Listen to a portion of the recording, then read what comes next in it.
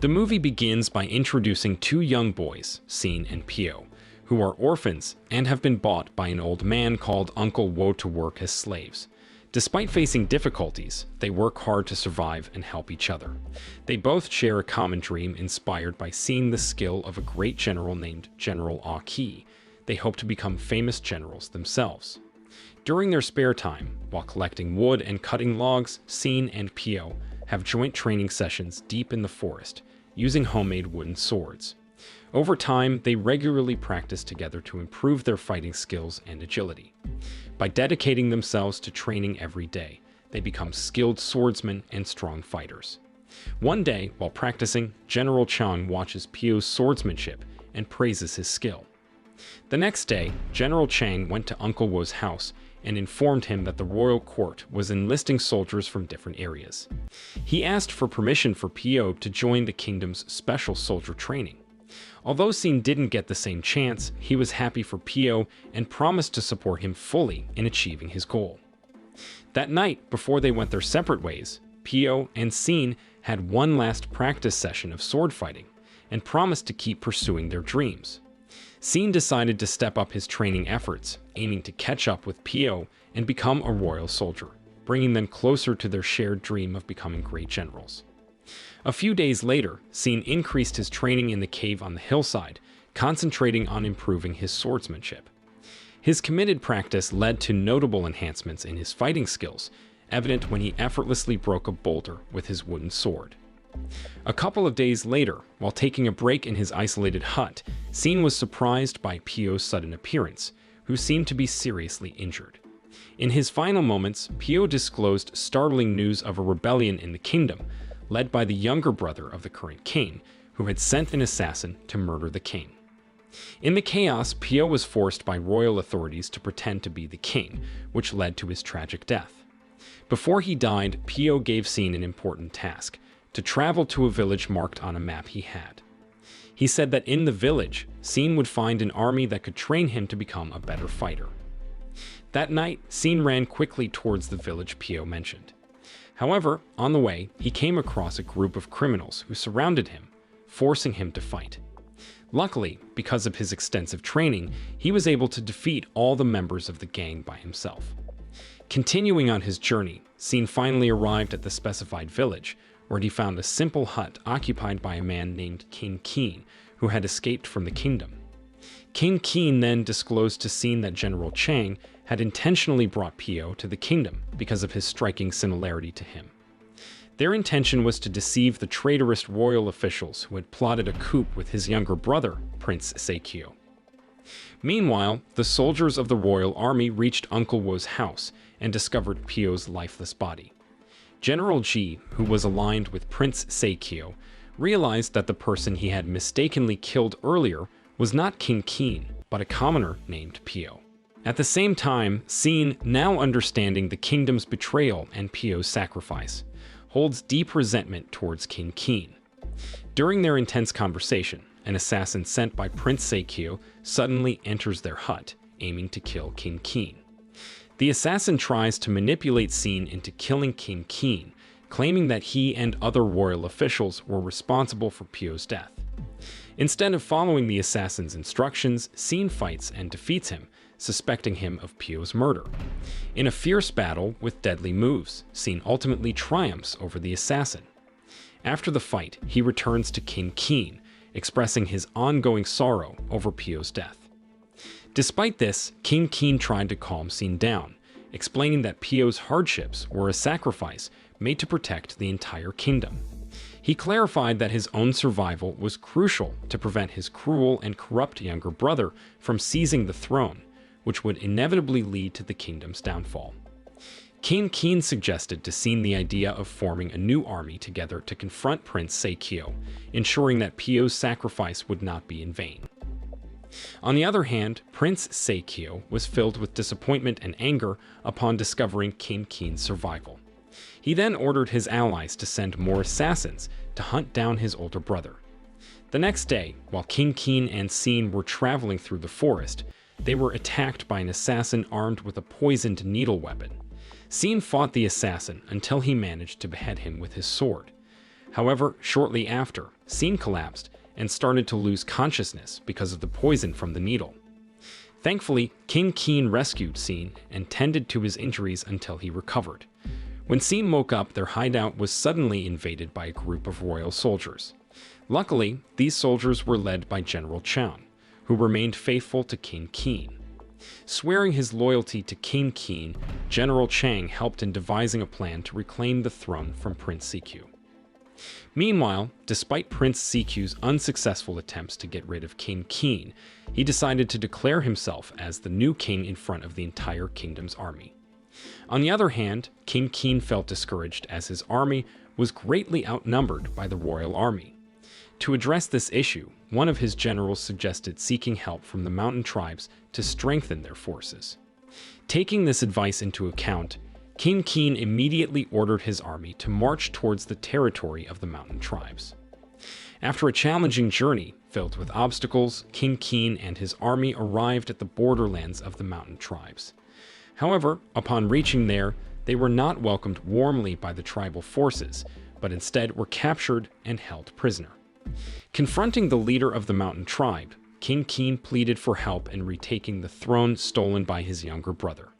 Despite his request, the tribal leaders rejected it, pointing to past betrayals by the royal court, which had led to the deaths of many mountain tribe warriors. However, refusing to give up, King Keen sincerely apologized to the members of the mountain tribe for the past wrongs committed by the royal officials. Touched by his genuine regret, the leader of the mountain tribe decided to forgive him and agreed to assist in reclaiming the throne. The mountain tribespeople pledged their support to King Keen's army to launch an attack on the royal palace. Following this, King Keen and his companions began planning strategies to confront the royal forces from different directions. He assigned Sin and General Chang to lead the first army, while he himself, disguised as a member of the mountain tribe, would lead the second army alongside the mountain tribe warriors and their leader. The next day, when the mountain tribe's army and King Keen's forces arrived in the kingdom, the leader of the mountain tribe informed the kingdom's commander that her troops would join forces with Prince Siqiu's army. Recognizing the goodwill behind this decision, the royal commander allowed the mountain tribe soldiers to enter the kingdom. Once inside, both the mountain tribespeople and King Keen's army quickly launched an attack on the soldiers guarding the gate.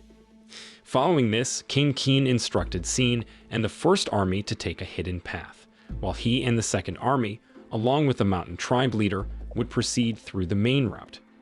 A massive battle broke out as the mountain tribe warriors clashed with the kingdom's defenders. Utilizing the impressive combat skills and strength of the mountain tribesmen, King Keen managed to overpower most of the royal soldiers. At the same time, Sin and the first army encountered a formidable giant monster while traversing the secret passage. Despite facing initial challenges in defeating the creature, Sin eventually dealt a decisive blow with his exceptionally powerful sword, killing the beast. Afterwards, Sin and the initial squadron managed to sneak into the royal palace with the aim of taking out Prince Siqiu. However, they discovered him sitting proudly on the throne, calmly calling for one of the kingdom's most skilled generals, General Ji. Sin was faced with a one-on-one duel with General Ji, and he quickly accepted the challenge. The clash between them was fierce, as both displayed remarkable swordsmanship. However, Sin displayed a greater resolve and determination than General Ji, ultimately winning the duel. After seeing General Ji defeated, Prince Siqiu chose to escape from the palace. Yet, as he reached the palace gates, he discovered himself surrounded by King Keen and the mountain tribe army. King Keen encountered minimal resistance when fighting Prince Siqiu, swiftly overpowering him with one decisive strike. Shortly afterward, General Aki, famed as the strongest general from a neighboring kingdom, approached King Keen and asked about the cause of the conflict. In reply, King Keen stated his determination to reclaim the throne to prevent its misuse by traitorous individuals within the royal circle. His ultimate aim was to unite all the kingdoms of Japan, promoting justice and peace across the land. Upon hearing King Keen's noble aspirations, General Aki promised his support and vowed to help achieve peace. However, a royal general loyal to Prince Seikyo refused to accept King Qin's victory and quickly ordered his troops to attack General Aki and King Qin. Nevertheless, with unwavering confidence, General Aki effortlessly defeated all the soldiers with one decisive strike. Observing this demonstration of skill, the loyal general to Prince Seikyo grew enraged and tried to attack King Qin. Luckily, Xin quickly stepped in, stopping the general's assault and swiftly defeating him with a swing of his sword. General Aki praised Xin's courageous intervention, foreseeing that he would one day rise to become one of the kingdom's most powerful generals. Following his praise of Xin, General Aki and his soldiers left the kingdom. Yet, before they left, Xin introduced himself to General Aki and asked him to remember his name. With Prince Seikyu defeated and the disloyal generals defeated, King Qin and his army celebrated their victory, having successfully regained the royal throne from the traitors. The mountain tribespeople joined in the festivities, considering the triumph as their own. Before the mountain tribe leader left the royal palace, he presented Xin with a prestigious sword as a symbol of gratitude for his courage and commitment. Now, with acknowledgement from a formidable general like General Aki and the esteemed sword from the mountain tribe, Xin was one step closer to achieving his dream of becoming a great general in the future kingdom. The movie starts by showing ancient China, around 200 years BC, when the land was divided into 7 states that had been continuously at war for the last 500 years.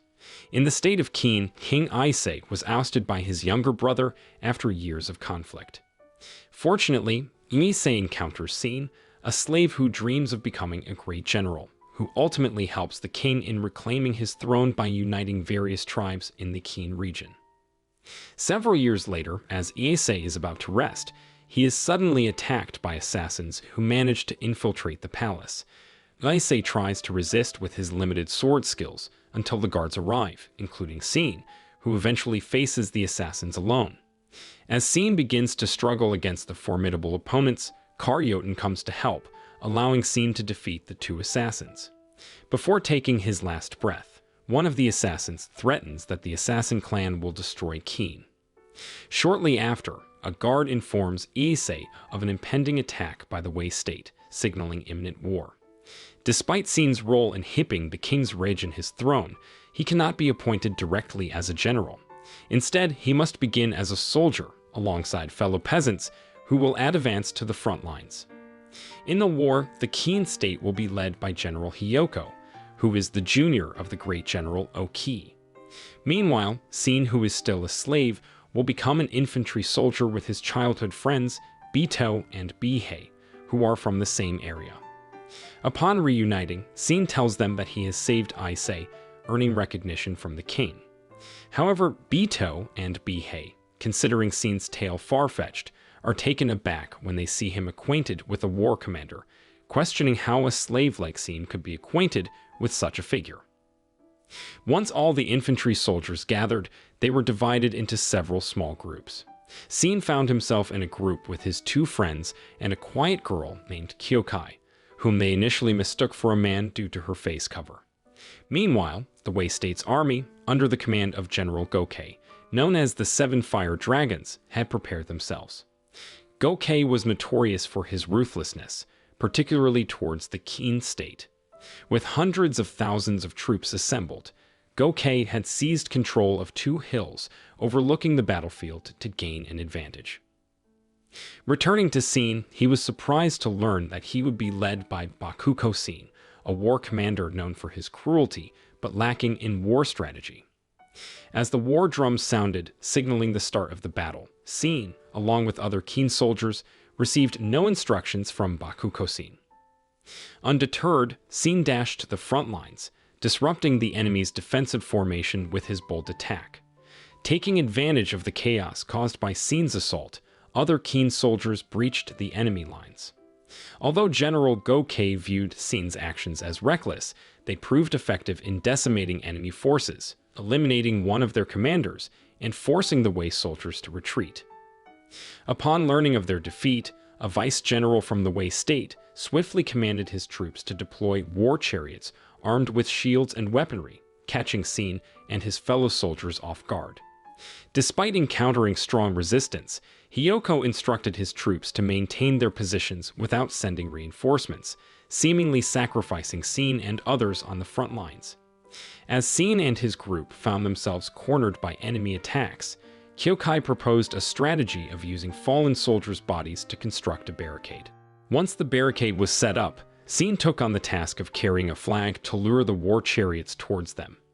With limited visibility due to thick dust on the battlefield, the enemy soldiers failed to notice the pile of corpses in front of them, allowing the war chariots to be easily toppled.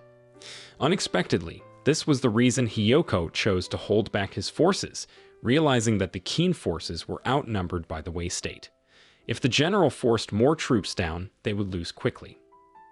Upon hearing reports of resilient farmers, Hiyoko saw it as a glimmer of hope that could potentially turn the tide of the war if he could maximize that small hope. Unfortunately, this made it difficult for the infantry soldiers as they continued to fight until nightfall without any assistance from General Hiyoko. Exhausted and forced into hiding, Sin and his comrades were eventually discovered by the enemy, compelling Sin to confront them alone. Witnessing Sin overwhelmed, Kyokai finally intervened, employing her lethal techniques that resembled singing and dancing. With her skills, Kyokai managed to dispatch numerous enemy soldiers single-handedly, although she eventually began to struggle as she ran out of breath. In the midst of the chaos, Sin and the others, who initially mistook Kyokai for a man, were astonished when her face cover was lifted, revealing her true identity as a woman. Faced with an increasingly impossible to resist, Sin and Kyokai made the decision to jump into the river. After the situation calmed down, Kyokai revealed her motive for joining the Qin state's war was to avenge her sister's death. She confessed that she belonged to an assassin clan, where candidates from various tribes fought for leadership, with only one survivor becoming the clan leader. Unfortunately, Kyokai's sister entered the candidacy and lost, falling victim to her rival, now in the Wei state. Unable to enter the Wei state directly, Kyokai opted to join the war, hoping that a Qin victory would grant her entry to seek revenge. Upon hearing Kyokai's story, Sin empathized with her sorrow, encouraging her not to abandon her sister's dream, much like Sin's own dream of becoming a great general.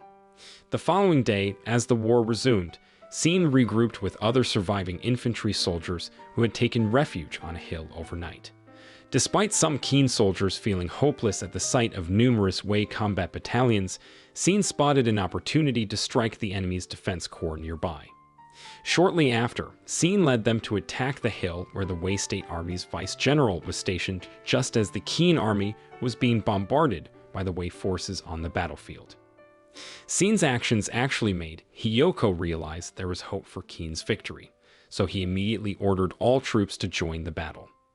He even asked Bakuko-Sin to assist Sin's group attacking the hill area. The sudden arrival of reinforcements from the Qin state seemed to overpower the opposing forces. Meanwhile, Sin, leading Bakuko-Sin's main forces, succeeded in breaching the enemy's final defense line on the hill. Bakuko-Sin then instructed Sin to accompany the cavalry forces in attacking the Wei state's vice general, while the remaining infantry held off enemy soldiers from pursuing them. Though reluctant to leave his comrades, Sin trusted Kyokai to protect them and followed the commander's orders. While Kyokai and the others held back the enemy, Sin and Bakuko-Sin's troops confronted the enemy's archer units, capable of decimating half of Bakuko-Sin's forces in one attack. Utilizing his ability to anticipate arrow movements, Sin launched a surprise attack on the archers, impressing the Wei vice general. At the same time, Bakuko-Sin made a desperate move towards the vice general's position. Seizing an opportunity when the vice general approached, Bakuko-Sin deliberately sacrificed himself to draw the vice general closer, allowing him to fatally wound the vice general with a small knife. With the vice general's demise, Sin and the Qin forces celebrated their capture of the hill. Unfortunately, the war was not over as they saw tens of thousands of Wei troops emerging from behind the hill under the direct command of Gokei. Although outnumbered, Sin's actions and those of other infantry soldiers managed to clear a path for Hiyoko's forces to launch a direct attack on Gokei's troops. As the Qin forces still worried over the impending battle, General Oki and his troops suddenly surged forward, effortlessly dismantling the enemy's front defense lines before joining Sin and his comrades on the hill. Oki's appearance on the battlefield wasn't to assist the Qin forces, but to observe the battle's progression. Yet the presence of a great general seemed to worry the Wei state forces, because if Oki intervened in the battle, the Qin state would have a greater chance of winning. In that moment, Oki tasked Sin with learning from Hiyoko's tactics, emphasizing the general's reliance on instinct over reason. This was evidenced by Hiyoko's decision to withhold his forces until a certain X factor appeared, signaling the opportune moment to turn the tide of battle. Oki cited Hiyoko's daring move to directly assault Gokei's troops as a demonstration of this reliance on the elusive X factor for victory. Meanwhile, Gokei, the Wei state's formidable general, countered Hiyoko's attack by dispatching cavalry units to encircle and eliminate the Qin forces from behind. Oki added that according to military strategy, Hiyoko's attack would not yield results, but the outcome still depended on the X factor present on the battlefield. After hearing to Oki's insightful explanation, Sin, inspired by the general's words, requested permission to join Hiyoko's forces in combat against the enemy. Witnessing Sin's unwavering determination, Oki provided him with a horse so that he could swiftly join the Qin forces, eager to see if Sin could bring about a change in the unfavorable war situation for the Qin forces. Without hesitation, Sin charged into the battlefield, confronting the enemy fleet attempting to attack Hiyoko's troops. Drawing from his past experiences, Sin targeted one of the Wei state's war chariot fleets, knowing that these war chariots had weaknesses he could exploit. Despite the chariot's capacity to carry more soldiers, Sin noticed their restricted mobility compared to cavalry units. Exploiting this weakness, Sin devised a plan to dismantle a frontline chariot fleet, triggering a chain reaction causing subsequent chariots to collide and crumble. With Sin's strategy, he managed to incapacitate a portion of the Wei state's cavalry forces, thereby confirming that he was the X factor mentioned by Oki, because Sin's actions facilitated Hiyoko and his troops to pass through several enemy defense barricades until the general finally faced off against Gokei, his longtime adversary. As the two generals confronted each other, they decided for a duel, halting the ongoing battle. When all troops ceased fighting, they approached each other on their horses to engage in combat, and in the duel, Hiyoko appeared to overpower Gokei after the Qin general successfully decapitated Gokei. With Gokei's defeat, the war was won by the Wei state as all the Wei soldiers cheered joyfully over their victory. Shortly after, Sin bid farewell to Kyokai, who planned to continue her mission of infiltrating the Wei state, while he returned to the palace to meet with Issei and Karyoten. Throughout the war, Issei and Karyoten had been studying the strategies employed by the kingdom's war strategists against the Wei state. At that moment, Karyoten announced her decision to participate in the upcoming battle as a war strategist, contributing to the war's direction. Meanwhile, impressed by Sin's battlefield prowess, the top military officials of the Qin state recommended him for promotion to the rank of war commander. Thus, Sin succeeded in making history as a slave who rose to become a battalion commander in just one battle. In the film's conclusion, Minister Ryofui, accompanied by his trusted associates General Mobu and General Soheikun, meets with Issei. Ryofui is known to be Issei's uncle and is suspected by the palace as the one who infiltrated mercenaries to assassinate the king, because Ryofui also harboring the ambitions for the throne of the Qin state. His presence at the palace suggests his courage in confronting Issei directly, despite rumors swirling around him. Ryofui seems confident that Issei lacks the resolve to challenge him, especially since he has gathered considerable power to resist the Qin king. The movie opens by showing 200 years BC, where the Qin state emerged victorious in a war against the Wei state, with a slave named Sin playing a significant role, eventually rising to the rank of battalion commander.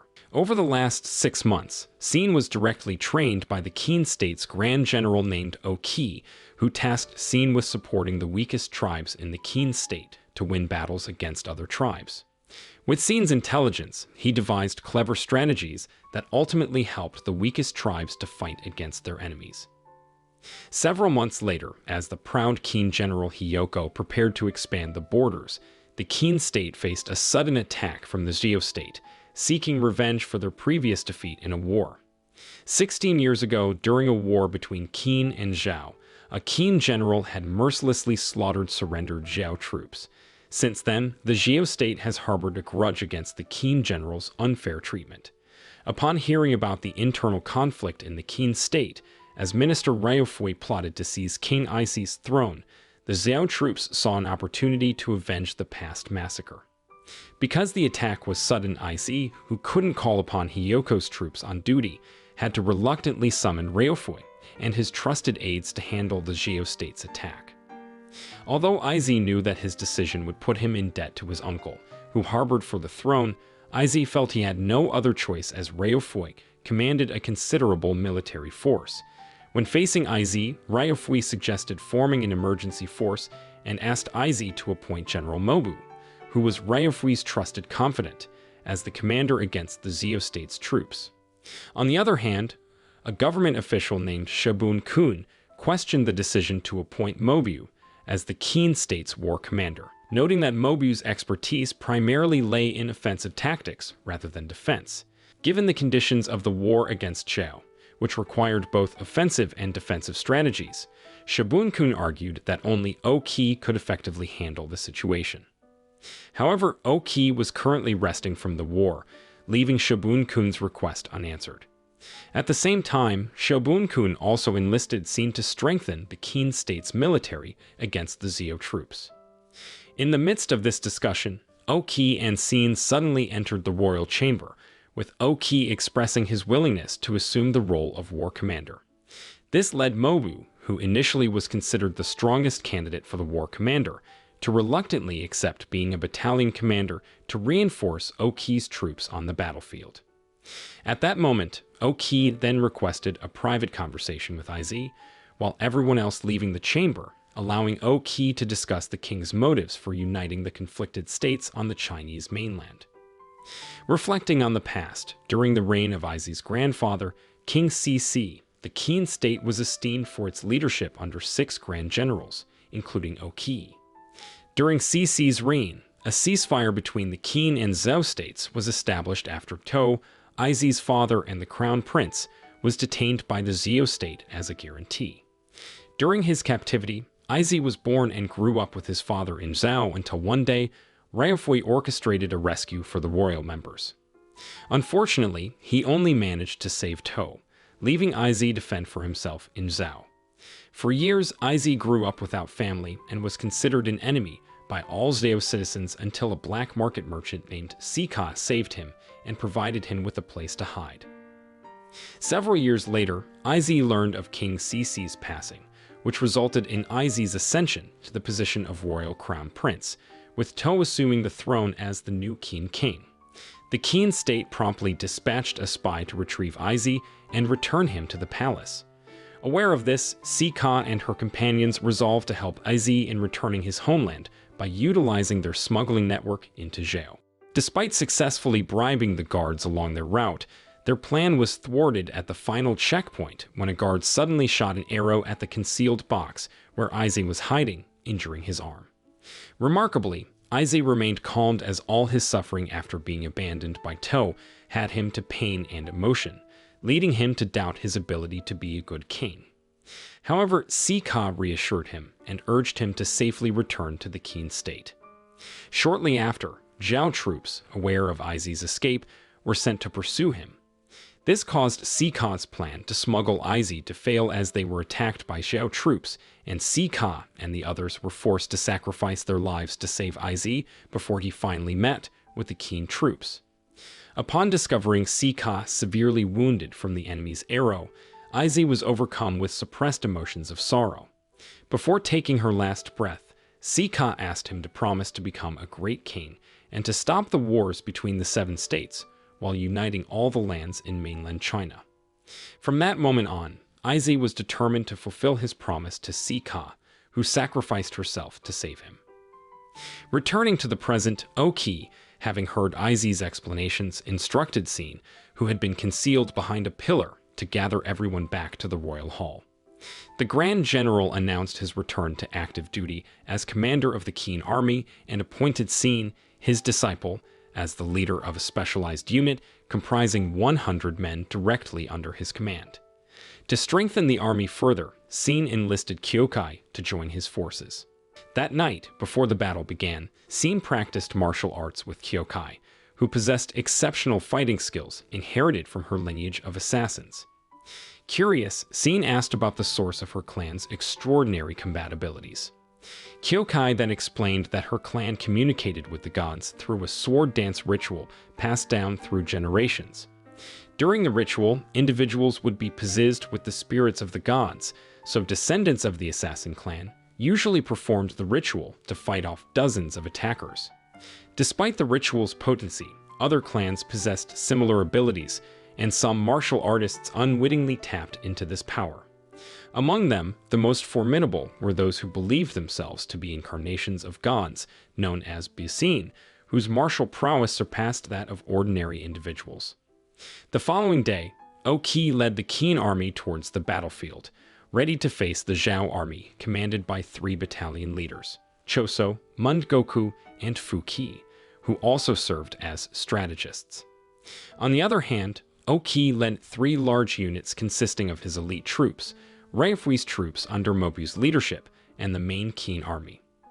Once the battle commenced, Mobu's troops immediately launched an attack on the enemy, followed by the elite troops on the left flank of the battlefield. As the battle commenced, Mobu's troops initiated an assault, followed by the elite forces attacking the left flank. Observing the Zeo's restrained response, Oki ordered an overt attack despite being outnumbered, aiming to keep Scene's forces undetected by the enemy. Oki assigned Scene's unit the task of directly targeting and eliminating Fuki, the primary leader of the Zeo forces, knowing Fuki's expertise in analyzing warfare could be detrimental to Qin's strategy. To divert Fuki's attention, Oki deployed 100 infantry troops, hoping they would be underestimated by the Zhao commander. Although some of Scene's members were initially hesitant about the attack they were about to launch, after Scene convinced his troops, they all began to infiltrate towards the enemy's rear defense lines by climbing the hills. Unfortunately, Zhao forces were also stationed in that hill area, which made Scene's troops have to confront the enemy forces, causing them some trouble. Continuously pressed by the opposing forces, Scene decided to divide his troops into 2 groups, where the first group would hold the cliff and block the enemy forces, while the other group, commanded directly by Scene, would continue the journey to behind the hill where Fuki was stationed. Reports of the Qin forces' infiltration into the hills appeared to have reached Fuki's attention. However, as he was preoccupied with organizing the main Zhao forces, he appeared not to pay much attention to the attack, especially since Scene's forces were not trained soldiers and numbered less than 100. At that time, Fuki perceived Scene's troops as insignificant compared to his large army. Meanwhile, on the primary battlefield, the elite Qin forces seemed to be gaining the upper hand with relentless assaults, prompting the Zhao frontline troops to retreat momentarily. Seizing the opportunity, the Qin warriors intensified their attack, unaware that it was a trap orchestrated by Fuki to swiftly eliminate them. As the Qin forces advanced, Fuki suddenly commanded his archers to rain arrows upon them. Due to this sudden attack, most of the Qin forces eventually faltered, and if left unchecked, the Qin forces would surely be defeated. On the other hand, Scene and his companions, observing the unfolding events from the hilltop, swiftly descended to launch a direct assault on Fuki, aiming to end the battle before the Qin forces faced total annihilation. Sensing the threat, Fuki's protective forces engaged Scene's group without delay. At that moment, Fuki, having seen the abilities of Scene and Kyokai in defeating the Zeo forces, finally realized that he could not underestimate Scene's group, which turned out to be no ordinary force. Quickly, Fuki ordered all his troops to retreat before they were defeated by Scene's forces. Unfortunately, Fuki's efforts were too late because Scene and his group had successfully penetrated the tight defense of Fuki's protective forces, leading Scene to suddenly run towards the commander of the Zhao forces and attack him. With a single sword slash, Scene succeeded in killing Fu Qi, the main commander of the Zhao forces, signaling that the Qin forces had won the battle that day. Upon learning of Fu Qi's demise, Choso immediately ordered his troops to temporarily retreat and relocate their base to the hills. According to Qi, the victory was merely the start, as the true battle lay ahead. Later that night, after a day of battle, Scene with other soldiers gathered around a campfire to celebrate their victory on the battlefield's first day.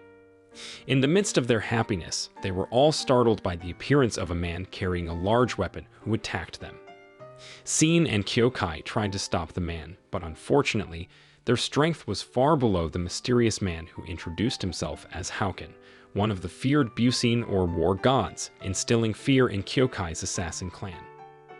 Towards the film's conclusion, it is shown how news of Hauken's attack on the Qin forces finally reached the royal court, and Shobun-kun, who also heard the report, realized what was happening. Shobun-kun recalls a past incident involving Kyo, one of the Qin kingdom's 6 great generals and Oki's lover, who dueled with Hauken until Kyo suffered defeat because she did not realize that Hauken was a powerful Busin. Enraged by Kyo's death, Oki sought vengeance by challenging Hauken to a duel, managing to wound him gravely.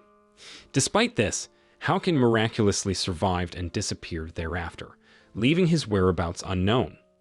Upon hearing of Oki leading the Qin forces against Shao, Hauken re-emerges to seek revenge. At the same time, Oki, intending to descend to the battlefield against Shao, also realized the presence of Hauken, who sought revenge against him.